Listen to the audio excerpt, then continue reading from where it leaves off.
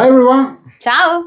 Anne and Marco here, two Italians in the UK. We are back with a new video. And today we're turning the tables. In one of our previous videos, we talk about British food that surprised us as Italians. If you haven't seen it, please check it here.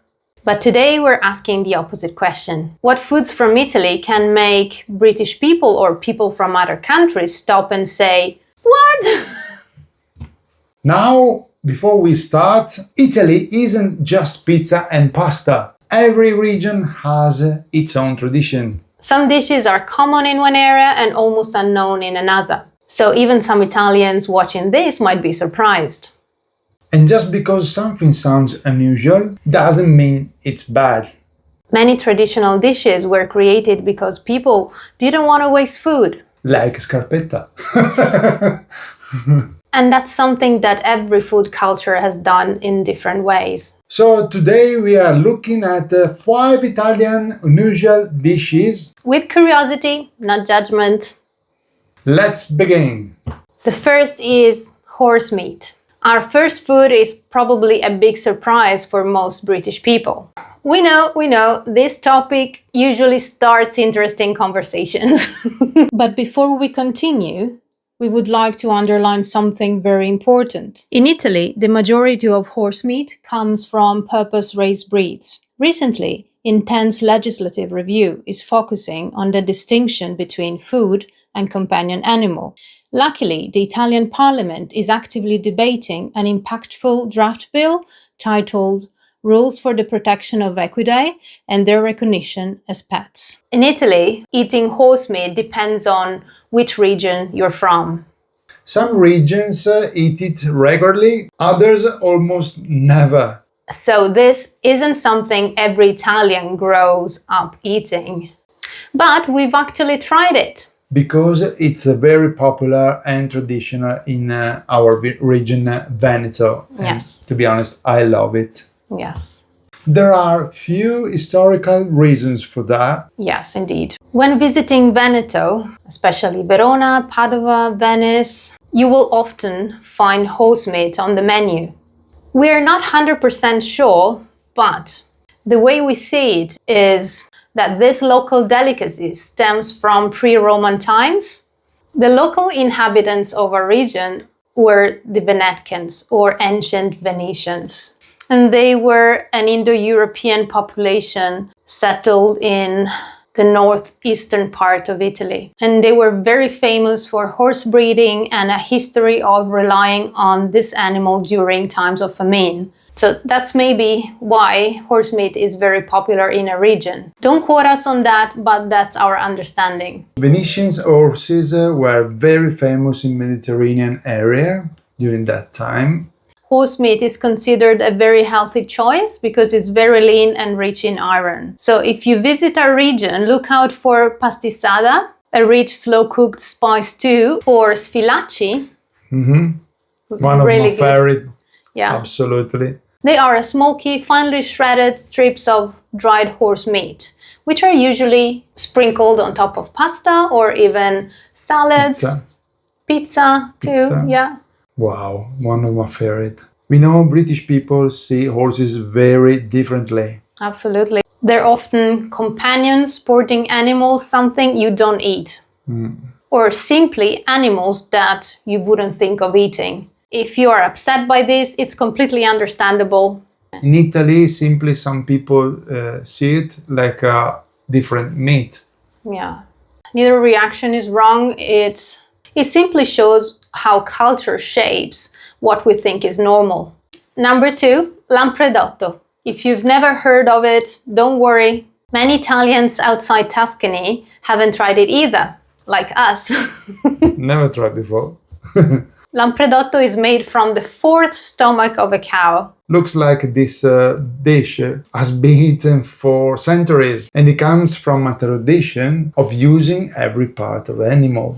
Long before people started talking about sustainability. Yeah, because families couldn't afford to waste food. So when an animal was slaughtered, every single part was used. So not just the expensive cuts. Exactly. So all the organs like liver, heart, lungs, it was the head to tail philosophy that both the UK and Italy have in common. Mm-hmm. Because from what we can understand from your comments, organ meats are quite popular, or at least were quite popular here too, like in Italy. Maybe younger generations are not really into this, but in the past it was like... It was the normal. Yeah. It was every day. Yeah. Lampredotto is very famous in Tuscany, especially Florence. And it would be very interesting, maybe one day go there and try it. Yeah, I've been in Florence years ago, but I didn't try it. I think I was too young to appreciate local delicacies. Number 3, it's rabbit. And this one surprises many British people. In Italy, rabbit, it's very traditional. Especially for Sunday lunch, I think many families in our region might prepare it, like Marco's mom. For example, Marco's mom, she's very good at preparing rabbit. Graziella, if you're watching, ciao! Brava mamma. And we completely understand some British people might find this very surprising, because rabbits in the UK are commonly seen as pets. And it's completely understandable, because you will find unusual what you didn't grow up with. Most people struggle to eat something they're not used to and they didn't grow up with. We don't eat only with our mouth, Exactly. but also with the memories and culture. The Romans were the first to introduce rabbits to Italy as a delicacy. Later, medieval monks spread the practice of raising them in monasteries, and over the centuries, they became a staple food from the Renaissance to the modern era, enduring on menus even today.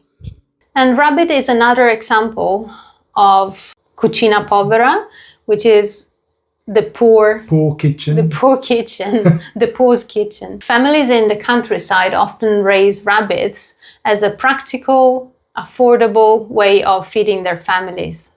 So that's why rabbit became part of the menus of some regions. It's not something every Italians eat regularly. Indeed, it's not.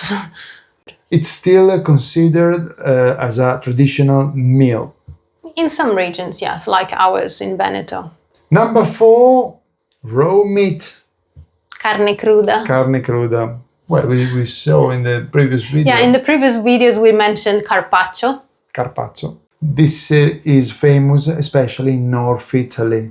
Yeah, finely chopped and served with olive oil, lemon, and grana. It can sound delicious if you're Italian, or if you appreciate raw meat, like the French tartare. We actually never tried it. But my mom is a fan. She really likes it. But it's definitely not something you would make casually at home. Dishes like carne cruda or carpaccio are something you would order at a restaurant, especially one that specializes in high-quality raw meat. Because freshness and high quality is absolutely mandatory. Exactly. Yeah, especially in the restaurants, yeah.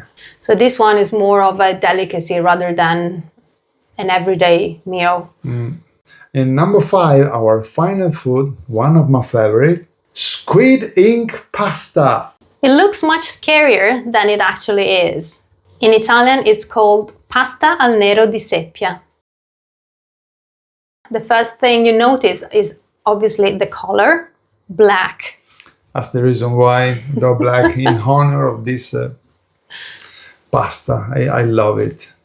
Squid pasta is quite iconic for its unique look and taste. The recipe combines long pasta like spaghetti with fresh squid sauté in white wine, garlic, and sometimes chili. The star ingredients is the natural squid ink, which creates a striking black sauce with a rich, savory umami flavor. Once you get past the appearance, it's actually a very delicate seafood flavor. It is a refined, velvety dish that truly captures the authentic essence of coastal cooking. And sometimes food surprises our eyes more than our mouths. This dish is very popular in Venice. Venice has always had a deep connection with the sea. And again, fishermen used every single part of the cuttlefish, including the ink. It looks like rather than throwing it away, they turn it into a sauce. Yeah. It's another example of traditional cooking making the most of every single ingredient. Despite the dramatic color, the flavor is actually much more delicate than the people expect. I like to imagine it's like the perfect dish for a pirate. Right? So those are 5 Italian foods that surprise British people and people from other countries too. So normal or strange always depends on what you grew up with. Exactly like the crisp sandwich. Yes. For us, for the Italians, it is quite strange. Now for us is really appreciated. Now that we tried it, we're fans. Again, so... And that's why we love making these videos. They remind us that culture is always about perspective.